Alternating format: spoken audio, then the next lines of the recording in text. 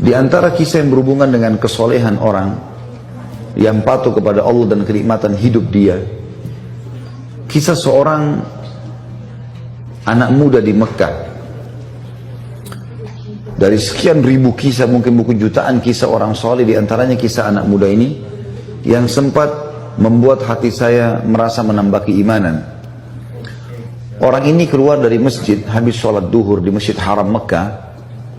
Kemudian dia menemukan sebuah kantong. Kantong ini berwarna biru, beludru, ya. Biru yang terang, yang bagus gitu.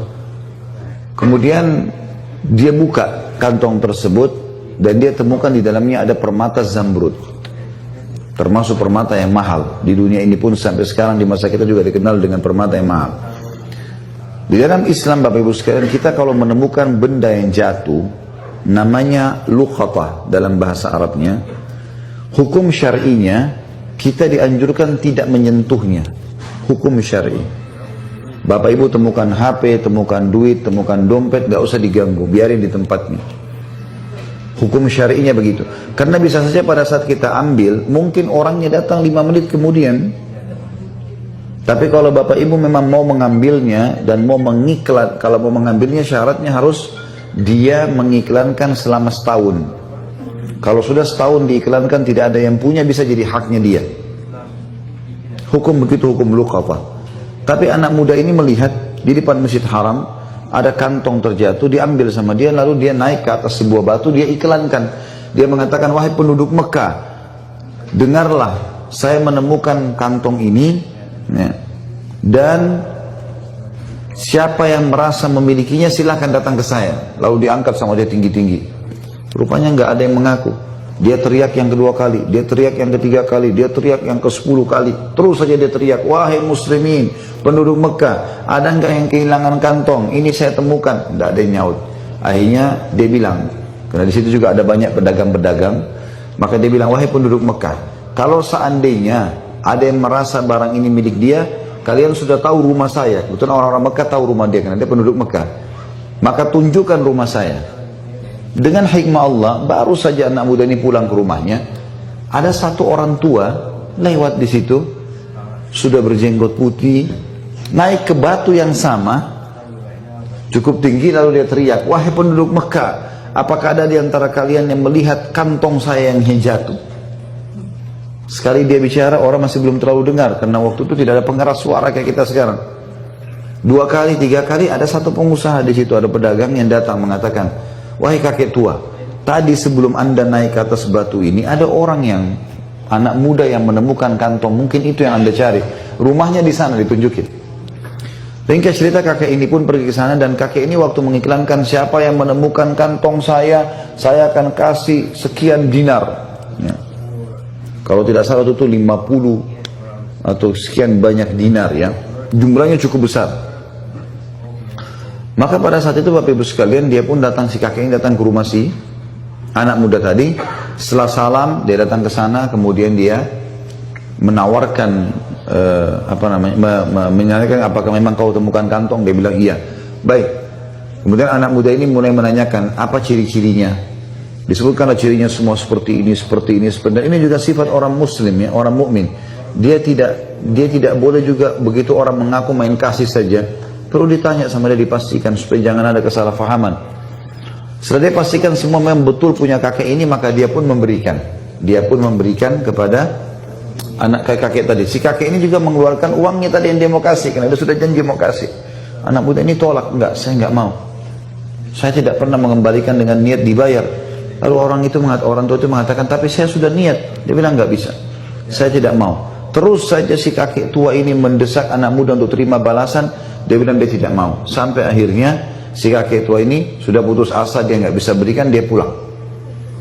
Ringkas cerita Bapak Ibu sekalian, 3 bulan setelah itu, setelah kejadian ini, si anak muda ini merasa kehilangan atau kekurangan dari sisi pendapatan. Maka dia dalam hatinya tersirat, dia mau keluar dari Mekah, cari pekerjaan di luar Mekah. Karena Mekah waktu itu belum zaman seperti kita sekarang. Dia bilang, saya mau cari rezeki, mau cari modal, nanti saya kembali lagi ke Mekah. Dia menuju ke Jeddah, ya, yang sampai memang dari zaman dulu sudah pelabuhan di sana. Dia naik kapal, kemudian dengan niat mau pergi ke satu negeri di Afrika sana cari kerja. Di tengah lautan, subhanallah, kapalnya dihantam oleh ombak, hancurlah kapal itu. Hancurlah kapal itu. Waktu kapal itu hancur, Bapak Ibu sekalian, anak muda ini berhasil selamat dengan hikmah Allah. Dia berpegang pada sisa potongan kapal itu, kayunya, dia bersandar. Tapi dia pingsan. Dia sadar waktu sudah ada di tepi lautan. Waktu dia tiba di tepi lautan, dia kaget. Ini sudah menjelang subuh waktu itu, malam menjelang subuh. Dia kaget, dia bangun, dia coba lihat pesisir pantai tersebut. Dia lihat bangunan terdekat ada satu masjid, tapi tua. Masjid ini sudah tua, penuh dengan lawak-lawak gitu. Sudah kayak masjid tidak diurus. Dia lihat, ya, sarang laba-laba.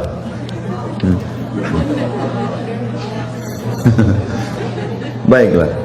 Yang jelas karena sudah tidak dirawat, maka kelihatannya sudah kumuh ya. Dia pun melihat waktu subuh sudah tiba dalam kondisi bajunya basah.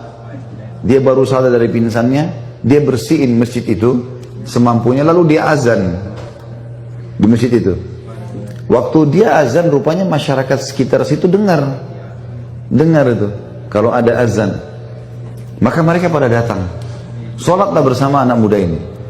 Azan, sholat sunnah, kemudian iqamah, disuruhlah anak muda ini jadi imam. Ditunjuk oleh orang situ jadi imam. Dia jadi imam, dia sholat. Begitu salam, lalu kemudian orang-orang yang bilang, Anda ini dari mana? Kamu ini dari mana? Dia cerita sama dia, saya dari Mekah, saya naik kapal, kemudian kapal kami tenggelam, saya tiba di sini pinggir pantai, saya ada masjid, udah nggak dirawat, saya bersihkan, sudah waktu subuh saya azan. Kata mereka, kebetulan kami butuh imam, bisa nggak jadi imam di sini? Sekalian mengurus masjid ini, nanti kami kasih gaji. Baiklah. Tinggallah anak muda tersebut 3 bulan. Jadi sekarang sudah 6 bulan peninggalkan 6 bulan dari kasus ketemu sama si kakek tadi. Kakek itu tinggalkan rumahnya tadi di Mekah 3 bulan, kemudian dia baru keluar dari Mekah. Setelah itu tiba di pulau ini, 3 bulan lagi dia tinggal jadi imam. Setelah 3 bulan, rupanya karena dia anak muda yang hafal Quran, dia juga punya ilmu syar'i, ilmu agama yang bisa diajarkan, maka masyarakat sempat suka dengan dia.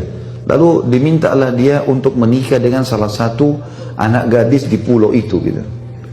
Apakah kami mau kau nikah dengan anak gadis ini? Bersedia? Dia bilang baiklah. Dia mau menikah karena memang dia masih bujang belum menikah. Kemudian pada saat itu Bapak Ibu sekalian, didatangkanlah wanita, seorang anak gadis pakai cadar, tapi di bagian lehernya wanita itu ada kalung, dan kalung itu diikat, ada permatanya itu batu zamrud warna biru. Maka si anak muda ini, waktu perempuan tadi datang di depannya, buka cadarnya, matanya tertuju ke batu itu. Orang-orang di sekitar situ bilang, hai anak muda, kau zalimi perempuan ini. Kami datangkan untuk kau lihat wajahnya.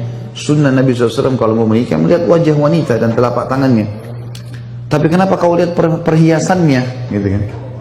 Kata anak muda ini, saya punya kisah dengan perhiasan ini, batu ini. Saya sangat yakin batu ini yang saya temukan 6 bulan lalu di Mekah. Dan kisahnya saya temukan, saya iklankan, terus datang seorang kakek tua yang mengaku. Begitu dia bilang kakek tua, tiba-tiba ya, orang-orang di masjid itu mengatakan Allahu Akbar, bertakbir semua. Kata anak muda ini, kenapa kalian bertakbir? Kata mereka, apa kau tahu siapa kakek tua yang kau temuin itu? Dan kisah yang kau sampaikan tentang batu permata, betul permatanya ini dia. Kata anak muda ini, tidak, saya tidak tahu. Kata mereka, itu adalah ayahnya anak perempuan ini. Ayahnya anak perempuan ini. Semenjak dia pulang ke pulau ini 3 bulan lalu, gitu kan, 6 bulan lalu dia pulang ke pulau ini, dia bilang dia selalu cerita tentang kamu. Dan dia meninggal sekitar 3 bulan, beberapa hari setelah dia pulang. Dan itulah sebabnya kenapa masjid ini tidak diurus, karena dia dulu imam di sini, nggak ada yang bisa gantiin. Dan dia sebelum meninggal berdoa, dan kami dengar dia berkata, ya Allah, jadikanlah anak muda di Mekah itu jodoh anak saya. Itu kisah nyata.